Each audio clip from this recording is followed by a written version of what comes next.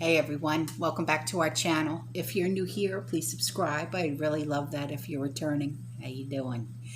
All right, we're going to discuss quite a few things here, okay? And I really need you guys, to be ready about some of the things that is going to be talked about, okay? Some of these emails that I get, it's a lot of you guys that, just express your feelings, your thoughts, okay? And this email comes from my favorite gal pal in the UK, and she said, I have to, email you with a few of my thoughts that have been plaguing me recently. And when you guys, email me something like this, I'm like, okay. So, when something's bothering you, I always encourage you to email me, because at least that's one way of just getting it off your chest and you say, okay, I feel better now, right? So she goes on to say, with regard to the ever-increasing cost of food and energy and all the warnings of world famine and starvation, the thought popped into my head the other day.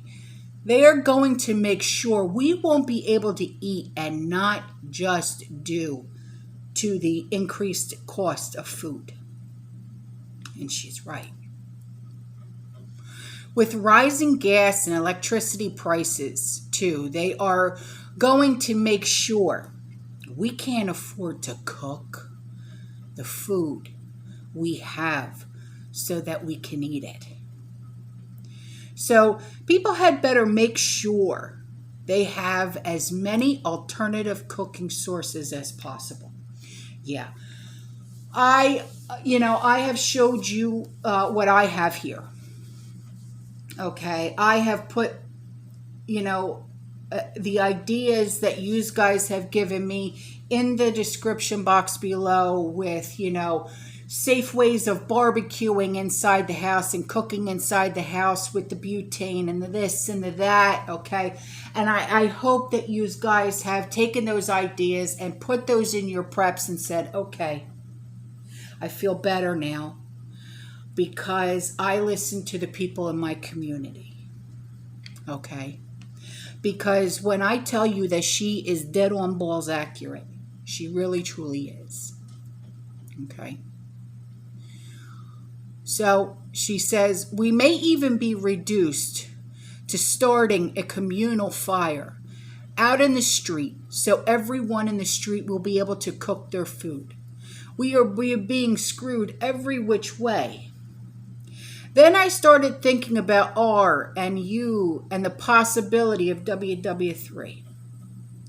Since countries began developing nuclear weapons, the threat of a nuclear war at some time in the future has always been hanging over our heads. And many of us have always assumed that the next world war will be nuclear. Any nuclear destruction isn't going to hurt the people who started much. Now, they're leaving us ordinary, innocent people as sitting ducks, and we're the ones who will get blasted. These tossers already have their underground bunkers built, filled with years and years of stuff that they're gonna need. And then I remembered a few months ago I saw news articles about the rich, the elites, etc., rushing to have all these bunkers built. And I remembered seeing news clips from American News Channel, I think, where they showed a plan of a bunker that was extremely deep, containing many floors or levels, and there was a swimming pool on one level. Seriously, a swimming pool. Yeah, you're talking about the Kardashians. Yeah. Those women who think their shite don't stink. Yeah. And a few days ago, I had some thoughts concerning these elites being trapped in their bunkers forever, more because that is exactly what's going to happen. We know from Chernobyl that the place is still highly radioactive.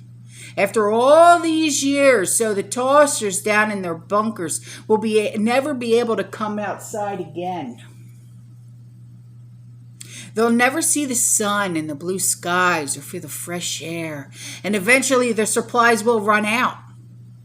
And they'll just have to starve, as they won't be able to come out to grow food. Oh dear, what a shame. Imagine the big smile on my face. I won't tell you what I said aloud, as it's not for delicate ears, haha.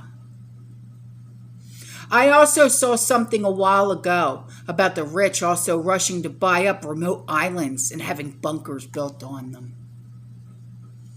They're hoping they have chosen safe places according to their map simulations of where they think or know the nukes will drop.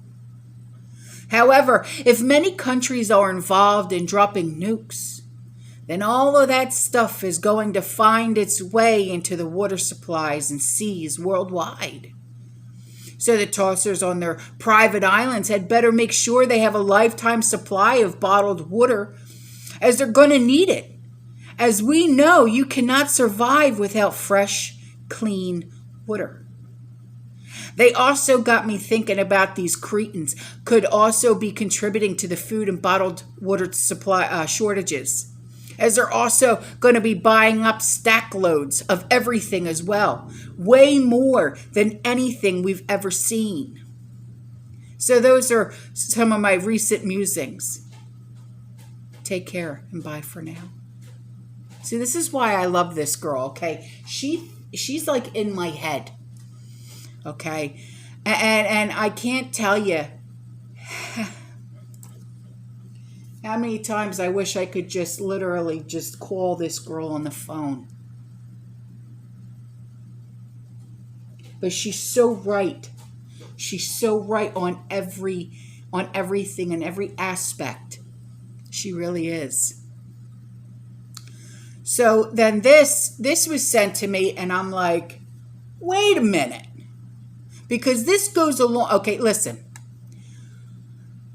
This was in the subject line of the email. It says they ripped off the Hunger Games logo. You know that movie, or what was it, like 2 movies, 3 movies, something like that? The Hunger Games, okay, the logo. The graphic artist got an easy paycheck, and it looks like the resulting prodigy from an illicit rendezvous between 2 different types of fowl. So I'll put the picture in, okay? But listen to this. How to profit from inflation. 5 investments that make inflation pay you. My God. So just listen, okay? Because I'll read it to you, all right? The pandemic and economic lockdowns were 2 of the strangest developments in modern history. Never before had the U.S. chosen, just hang on, I got a tickle, to shut down its own economy voluntarily. And yeah, you know, in my 46 years of being on this planet, and, you know, talking to TRISH, okay, even my father, who's been in finances for God knows how, you know, ever since he was born, really. My dad is so smart.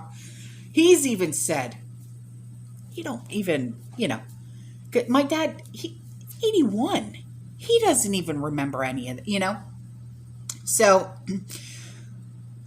never before had the government abandoned the founding principles of its constitution, the right to move about and do as you please, in the name of a pandemic. If I get one more phone call from people who want to buy my house because they saw it on Zillow, I swear to God, that's one more thing that really gets under my skin. That I swear. And they call and they ask for Sean, and I'm like, what do you want from my husband? No. What do you want? Oh, I'll call back later. No, you won't. No, you won't. You think I'm going to give him the phone? Get out of here. I deal with everything. He doesn't. I'll shut up. So anyway, and never before had so many Americans willingly abandoned their rights. It was a very confusing and strange time to be alive. However, out of all the craziness and uncertainty, one thing became crystal clear. That going forward, policymakers would deal with every single problem by printing money. A shutdown economy leading to an economic depression, print money. An exploding bond market causing the fastest 30% stock market decline in history, print money. Corrupt politicians refusing to reopen the economy even though the pandemic passed, print money. Bottom line, the Fed and federal government together have finally unleashed inflation.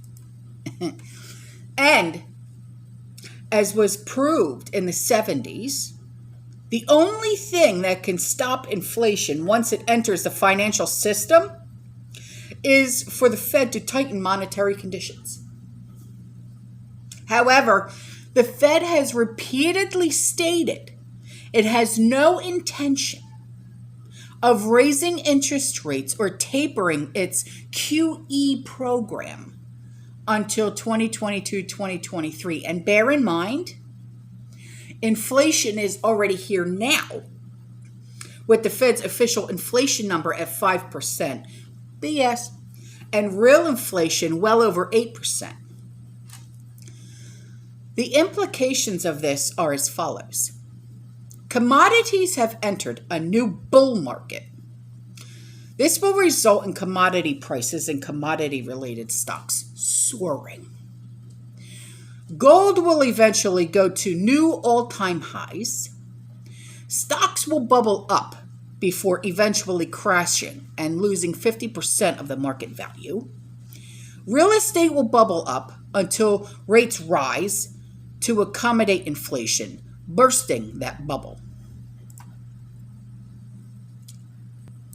So, going into the pandemic, the U.S. already had some $23 trillion in debt outstanding. And the 45 administration was setting records by running $1 trillion deficits, despite the fact the economy was growing. Now, this money printing and debt issuance went into overdrive once the economy was shut down, okay? In 2020 alone, the U.S. added over $3 trillion in debt, courtesy of a $2 trillion stimulus program and the CARES Act, okay, as well as other social spending programs. Now, the federal government wasn't the only one going bananas with money printing and debt. Now, the U.S. Central Bank, called the Federal Reserve, or the Fed for short, went absolutely nuclear with its policy response, okay? The Fed was created in 1913.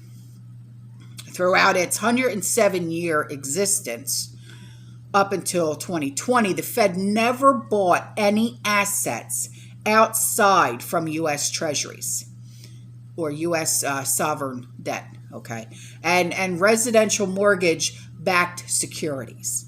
Bundles of mortgages packed together into single debt securities. And it only began buying both of those in 2008 during the Great Financial Crisis. Now, this all changed with the pandemic, okay? On March 22nd, 2020, the Fed staged an emergency meeting in which it announced it would begin buying every asset under the sun. So here's everything that I was just talking about, including that symbol, that logo. Okay, here you go.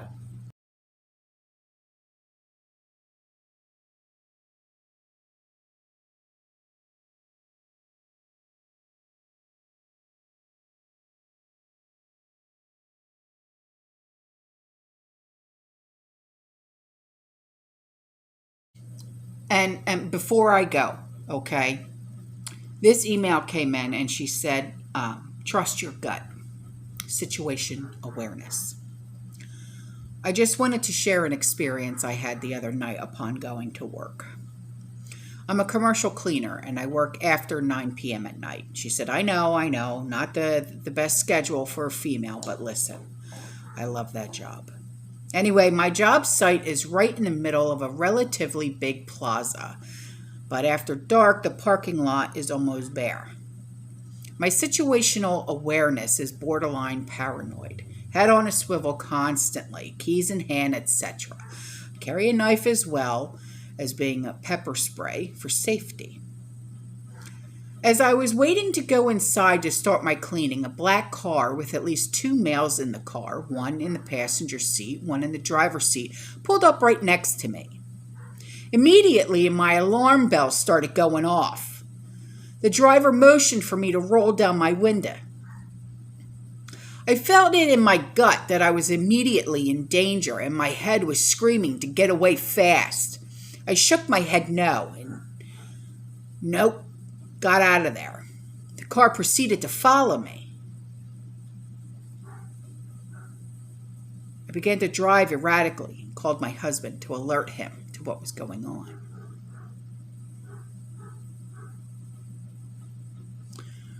I drove through the parking lot. And luckily, the roads were still relatively busy, so I lost him fast.